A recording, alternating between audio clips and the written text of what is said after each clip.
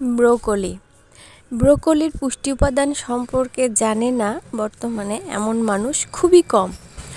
আর ব্রোকলিতে রয়েছে ফাইবার, আর এই ফাইবারের পরিমাণ বেশি থাকায় যে কোনো সবজিতেই পুষ্টি উপাদান অনেক বেশি থাকে, তবে ব্রোকলিতে ফাইবারের পরিমাণ বেশি থাকায় আপনার এতে কোলেস্টেরলের পরিমাণ কম থাকে, যার ফলে ব্রোকলি আমাদের সকলেরই সিজনাল সবজি হিসাবে খাওয়া উচিত। এটা অনেকে অনেকভাবেই খায়, অনেকে পছন্দ করে না, আবার অনেকে দেখা যায় খুব আগ্রহ নিয়ে এটাকে খায়। তো এটা সবভাবেই খাওয়া যায়। আপনি এটা সালাদ হিসেবে আধা সিদ্ধ করে লবণ দিয়ে ঝাল দিয়ে যেভাবে সালাদ খায় আর কি সেভাবেও খেতে পারেন, আবার সবজি হিসাবে রান্না করতে পারেন, আবার এটা স্যুপও খাওয়া যায়। যাই হোক, এটার আসলে বলে শেষ করা যাবে না, আর এটা সবাই কম বেশি জানে।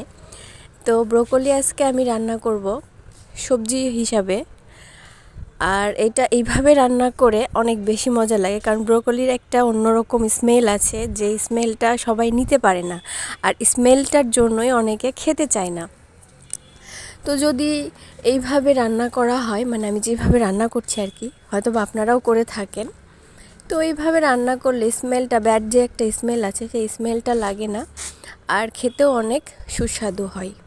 তো আমি এখানে বাটা মশলার স্বাদ নেয়ার জন্য প্রথমে অন্য বাটিতে 1 চামচ আদা বাটা, 1 চামচ রসুন বাটা, আর লবণ, হলুদ আর ধনে গুঁড়া নিয়ে প্রথমে মিক্সড করে নিয়েছি আলাদা করে। আর প্যানে তেল দিয়ে সামান্য পেঁয়াজ দিয়েছি, যেহেতু আমি পেঁয়াজ বাটাও নিয়েছি পরে 2 চা চামচ মতো, আর কাটা পেঁয়াজ দিয়েছি যে একটু ফ্লেভারটা ভালো আসার জন্য, মানে ভাজা পেঁয়াজ দিলে যে কোনো খাবারের ফ্লেভারটা ভালো আসে। তো ভাজা পেঁয়াজ দিয়ে পেঁয়াজটাকে একটু ভেজে নেওয়ার পরে আমি সেই বাটা মশলার মিশ্রণটা অ্যাড করে দিব, দিয়ে অল্প ভেজে নিব। এই তো আমি এখানে সবজি নিয়েছি আলু আর গাজর আর ব্রোকলি। আর আমি প্রথমে কাঁচা টমেটো, মানে পুরা একদম যে লাল লাল করে মশলাটা ভাজতে হবে এমন নয়, একটু তেল ছাড়া ছাড়া হলে আমি দিয়েছি এখানে কাঁচা টমেটো। এখানে কাঁচা বা পাকা যে কোনো টমেটো দেওয়া যেতে পারে। তো যেহেতু আমি সবজি করছি তাই এখানে কাঁচা টমেটোটা সবজি হিসাবে ব্যবহার করেছি। তো কাঁচা টমেটোটা একটু হালকা ভেজে নিয়ে সবজিগুলো সবগুলো অ্যাড করে দিব। এবার দিয়ে দিলাম জিরা গুঁড়া, যেহেতু টালা জিরা গুঁড়া তাই আমি এটা একটু পরে ব্যবহার করছি।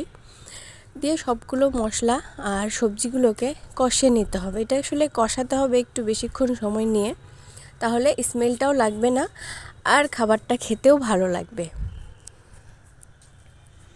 তো কষানো হয়ে গেছে, আমি এখানে গরম পানি অ্যাড করেছি। এটা যেহেতু এটা সবজি তাই খুব ঝোলও হবে না, আর খুব একদম যে শুকনো হবে সেটাও হবে না। এই মুহূর্তে আমি দিয়ে দিলাম ধনে পাতা, দিয়ে একটু ফুটিয়ে নিব, একদম মিডিয়াম আঁচে কিছুক্ষণ জাল করে নিব। এই তো হয়ে গেছে আমার ব্রোকলির সবজি। সবজিটা যেমন কালারফুল হয়েছে তেমন খেতেও অনেক মজা। কেমন